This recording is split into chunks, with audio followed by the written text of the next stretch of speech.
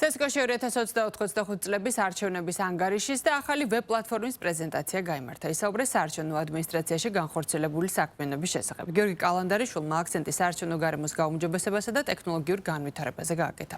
აღნიშნა, რომ ვებ პლატფორმა სახელწოდებით დეზინფორმაციის რეესტრი საარჩევნო პროცესის მიმართ ინფორმაციული უსაფრთხოების გაძლიერების მიზნით შეიქმნა. ღონისძიებას პარტნიორი სახელმწიფო და კერძო უწყებების, ასევე დიპლომატიური კორპუსის და საერთაშორისო ორგანიზაციების წარმომადგენლები დაესწრნენ.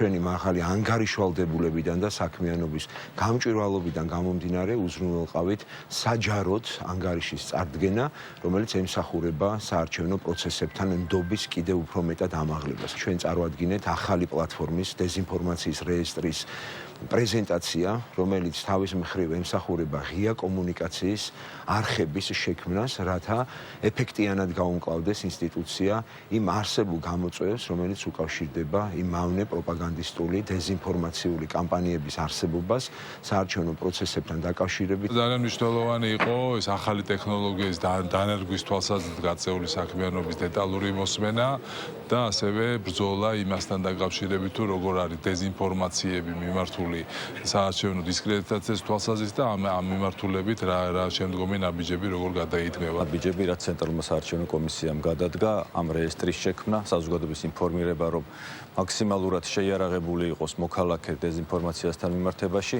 ჩვენ მაქსიმალურად ადამიანის უფლებების დაცვის ნაწილში ხელს უწყობთ ცენტრალურ საარჩევნო კომისიას, რომ მან თავისი კონსტიტუციური მანდატი შეასრულოს. თუ არა სპეკულაციები, აბსოლუტურად ძალიან კარგად ჩანს ის მაღალი სტანდარტი, რომელთაც ცენტრალური საარჩევნო ადმინისტრაცია ხელმძღვანელობს. გარდა ამისა, ძალიან მნიშვნელოვანია, რომ აღნიშნული ტექნოლოგიების გამოყენება და უკვე პრაქტიკაში დანერგვა სამაგალითოა ძალიან ბევრი ქვეყნისთვის და ხდება, ესე რომ ვთქვათ, ამ გამოცდილების გაზიარება საქართველოსთან სხვა ქვეყნებში.